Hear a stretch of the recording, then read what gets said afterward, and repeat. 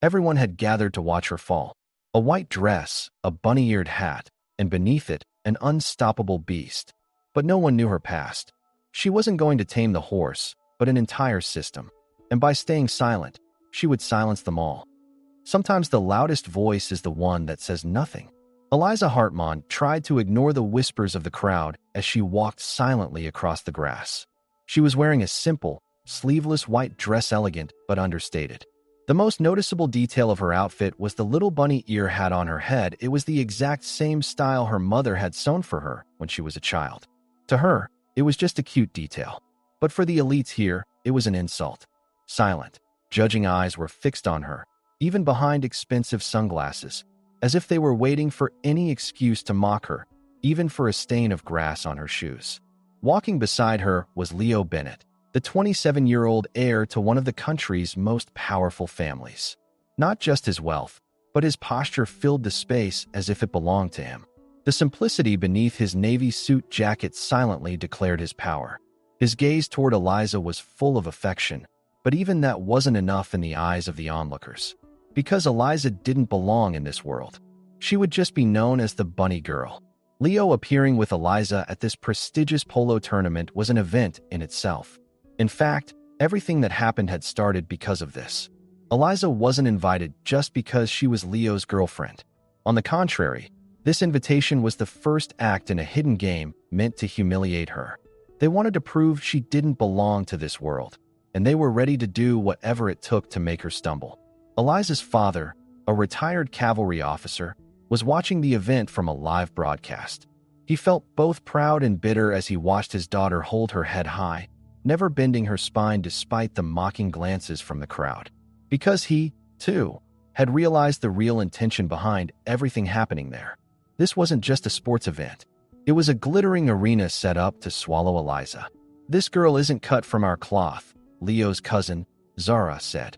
With a slight swirl of her wine glass, a poisonous smile spread across her lips.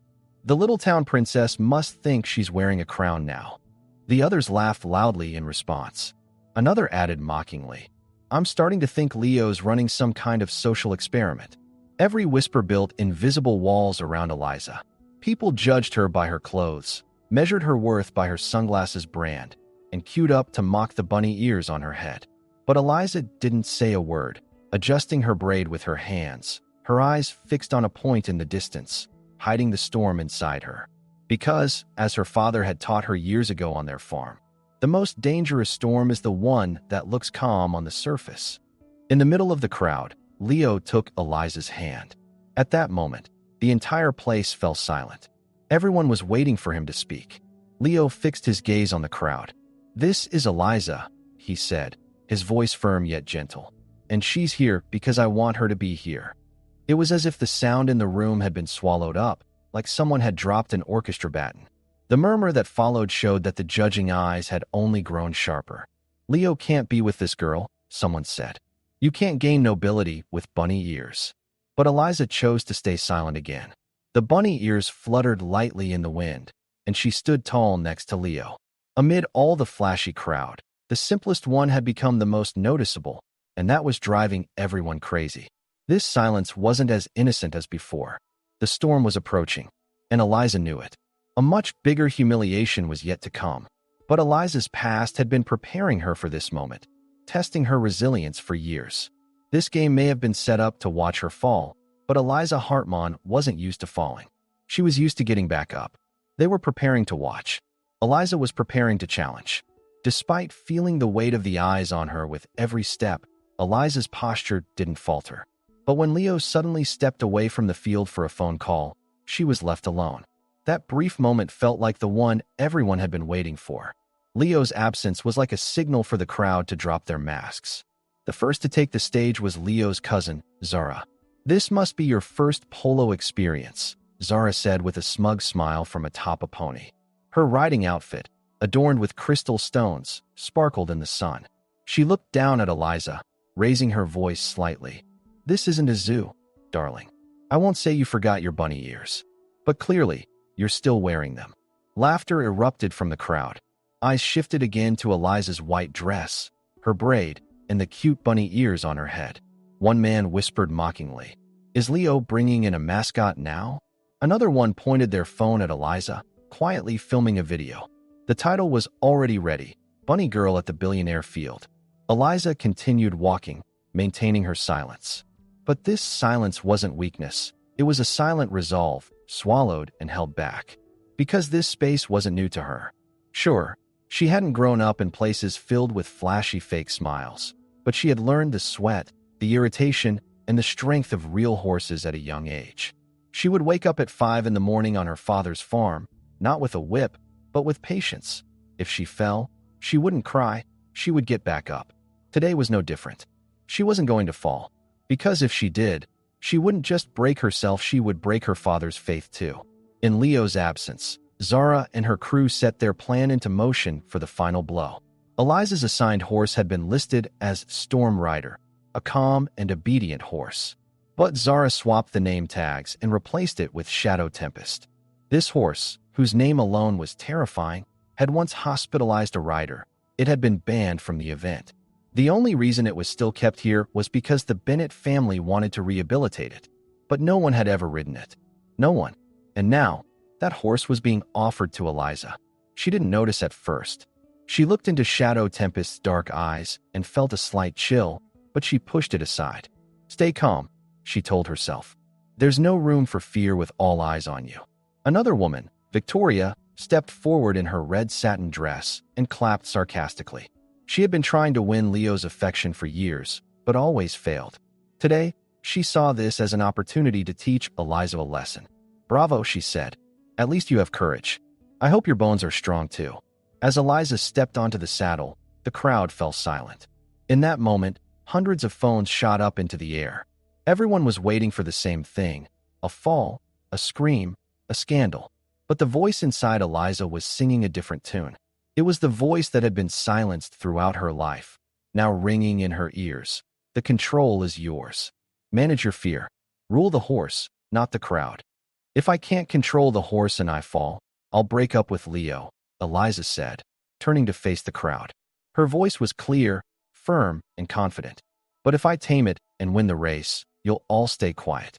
You'll never speak about our relationship again. Those words exploded in the air like a bomb. Whispers rose. Laughter was stifled. Some thought she was crazy. Others, for the first time, started paying attention. Because this was a challenge. And it wasn't what the crowd was used to. A quiet girl, instead of bowing to all the flashy arrogance, was daring to stand up. The tension rose. Shadow Tempest reared up and snorted angrily. But Eliza's eyes remained fixed. They weren't reflecting fear, they were reflecting determination. Slowly, she reached for the reins and whispered to the horse. I'm not your enemy, she said, but I will defeat you. And the race began. Shadow Tempest couldn't stand still. Despite her delicate appearance, the horse was trembling like a storm beneath Eliza. Its eyes were burning with a dark fire, and its hooves impatiently scraped the ground. The hum from the stands carried a mix of doubt, anticipation, and secret enjoyment. Everyone was ready to watch Eliza fall, because this wasn't just a polo match for them. It was the moment to teach a lesson to the one at the bottom of the social pyramid. But Eliza's stance hadn't changed. As she took the reins, it felt like she silenced the whole space. The wind was tossing her braid, and the bunny ears were gently fluttering, but all she could hear was Shadow Tempest's breath. The laughter from the crowd, the clicking of phones, the disdainful looks. It all seemed buried in a hum. Suddenly, the horse reared up. Its front legs shot into the air, and Eliza's head almost collided with its neck. But the girl just leaned forward. Her body remained steady. She didn't shake. Eliza thought of the years she spent on her father's farm.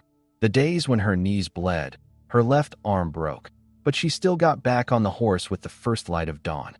Fear is just a shadow, she whispered to herself. Pass through it. Someone in the crowd shouted. She won't last 10 seconds. Laughter rose from the crowd. Another person screamed, Goodbye, bunny girl. But Eliza hadn't fallen. On the contrary, now she was guiding the horse. Despite the shaking, she had control of the reins, her legs firmly gripping the horse's body. Her body was bending, but she wasn't losing control. Shadow Tempest seemed unwilling to accept her presence, but for the first time, it hesitated in front of her determination. The first lap was a nightmare. The horse swerved violently, trying to crash into the crowd. It darted toward a fence. Eliza was almost thrown off, but at the last moment, she pulled her body inward, preventing the fall. The crowd gasped. Phones dropped, lips were bitten, but she didn't fall. This girl doesn't fall, someone whispered. Eyes widened. The bets started flying. I'll bet $50K she won't last. $100K she'll fall in 2 laps. But Eliza remained unaware of the chatter. Her eyes were focused on Shadow Tempest's ears. She was watching its reactions, its breaths. For a brief moment, the horse hesitated. Eliza seized that moment. At the start of the second lap, she wasn't just holding on anymore, she was guiding it. She leaned her hips slightly to the left, and the horse changed direction. Its eyes were still shining, but its movements had lost their sharpness. It was beginning to sync with Eliza's reins. This wasn't the submission of a wild spirit, it was a gesture of respect from one determined soul to another. The faces of the spectators began to change. The laughter stopped. The arrogance behind the sunglasses was replaced with awe. They had never looked at any woman Leo had brought to this field like this. This was different. This was worth watching. By the time the third lap began, Eliza wasn't just surviving, she was racing. Shadow Tempest, for the first time in this arena, was a tamed creature. Wild, but controlled. Dark, but directed. They moved as one. The crowd held its breath. Videos paused. Laughter was stifled by hands covering mouths. Zara leaned forward in her saddle. Her eyes widened. This can't be happening, she muttered. Victoria dropped her champagne glass. She was frozen. Leo's friend Preston grabbed his phone as if he wanted to cancel the bets. But it was too late. Because as Eliza entered the fourth and final lap, she was ahead of her competitors with Shadow Tempest. Crystal-embellished ponies, professional riders, opponents trained for years. They were all left behind. Eliza's white dress danced with the wind, and the bunny ears remained unshaken, like a queen's crown. This was no longer a race. It was a revolution. The fourth lap's final turn. Shadow Tempest's muscles were ready to explode, its coat gleaming with sweat. But the most striking thing was that the horse, no longer aggressive, was now running with a devoted loyalty. It was as if the dark beast had chosen something other than the disaster the crowd was expecting. It had chosen to acknowledge Eliza's strength. As Eliza entered the final straight, she didn't even look back. Because the race wasn't unfinished, it was already won. The gazes, the phones, the judgments from the crowd were no longer a burden. They were like dust being kicked up behind her. And that dust was wiping away all the contempt, mockery, and arrogance directed at her. Suddenly, the stands fell silent. Sunglasses were lowered. Lips parted, but no words came out. Champagne glasses froze in the air. Eliza's bunny ears stood tall in the wind as she passed the final stretch. And just a few seconds later, Shadow Tempest loosened the reins slightly and slowed down. It lowered its head. In the middle of the crowd, that dark horse bowed in front of Eliza in a sign of respect. And that was the moment Leo returned. Even his appearance changed the energy of the field. As his suit billowed in the wind, his walk carried anger. His phone was still showing the live stream's replay. The moment Shadow Tempest reared, Victoria's mocking applause, Zara's ugly trap with the name tags. Leo's face was set in stone. He walked toward the podium, ignoring every gaze. He removed his tie and stuffed it in his pocket. He took the microphone in his hand, and with just a few words, he tore the arena apart. Anyone who touches Eliza Hartman is now the enemy of the Bennett family.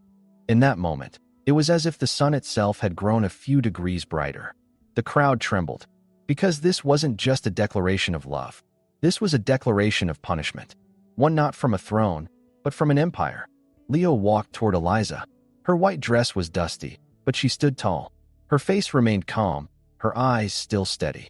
Leo embraced her, resting his head gently on her shoulder, and whispered in a voice only she could hear, "You didn't have to prove anything, but you still brought this world to its knees."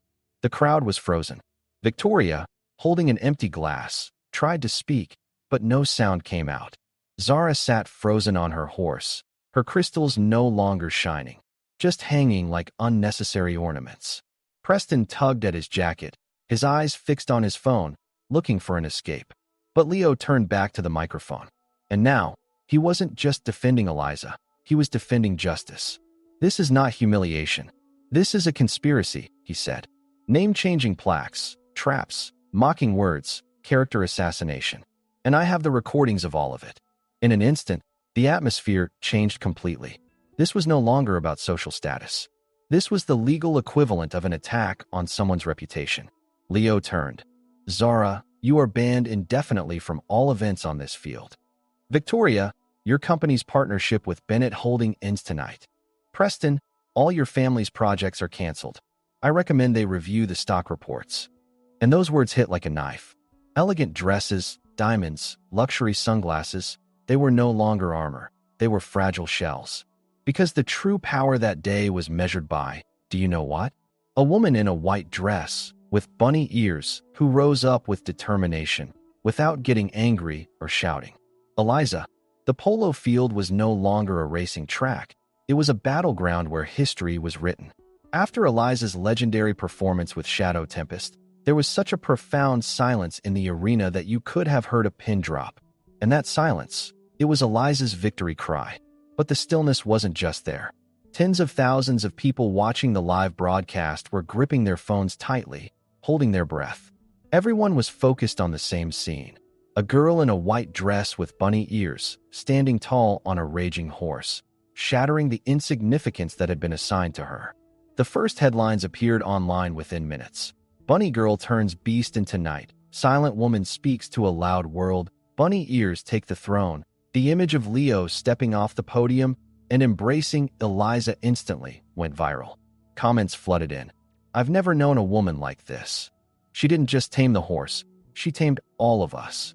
Meet our new queen, Eliza. For the elites on the field, that moment was the beginning of a domino effect. Zara couldn't dismount. Her head lowered. She was turning the crystal-studded reins in her hands, looking around, but the eyes were no longer on her. They were filled with shame. Victoria, attempting to leave the field, tripped on a chair leg and fell to the ground. The camera angles didn't miss it. Her fall was symbolic. In the crowd, she was suffocated by her own status. And Preston? He threw his jacket over his shoulder and walked toward the back fences. As he passed through the crowd, the whispers in his ears were no longer praise, but cruel questions. When will your father apologize to Bennett? Eliza shut you up too, didn't she, Preston? But it didn't just stop at humiliating them. Eliza's name was now echoing not only on the field, but also on news websites, social media, and television screens. Within 3 days, Eliza Hartmann's name had climbed to the top of the national agenda. Hashtags went viral. Hashtag Bunny Queen, hashtag Eliza Rides the Storm, hashtag Midnight Whispers and White Dress, even the horse's name trended, Shadow Tempest. Leo didn't waste time turning this storm into an opportunity. He issued a press statement on Eliza's behalf. He set up his own PR team around her. But Eliza didn't attend any press conferences. She didn't give interviews. Her silence now spoke louder than words. Only one video was released. Footage of Eliza walking silently along a path with her horse. And a single line of caption, I didn't need to speak to prove myself. And the public went wild. Women's associations, young girls, riders from rural areas. Everyone declared Eliza their representative. This wasn't a war against wealth. It was a stand against insult, exclusion, and class-based judgment. But this was just the beginning. Because in Leo's office, among a stack of invitations, there was a printed envelope. It only had one thing written on it. That girl is no longer a Hartmann. She is now from the Bennett family. Months later, in the middle of spring, a special countryside venue was chosen for a stunning yet understated wedding. Everything was kept measured, natural, and simple, just like Eliza. The flowers were picked by local women, and the tablecloths were sewn at her father's farm. In the guest's attire, for the first time, respect took precedence over luxury. Because everyone had learned by now, true nobility lay in a quiet stance. Leo didn't wear a tie at the ceremony. If I'm marrying someone like you, he whispered to Eliza, I don't need to pretend. Eliza smiled. She didn't have her bunny ears on, but that day, even the simple floral crown on her head felt like a queen's crown. In the very center of the polo field, a white marble statue of Shadow Tempest was erected. Underneath were only 3 words. She didn't bow. She tamed.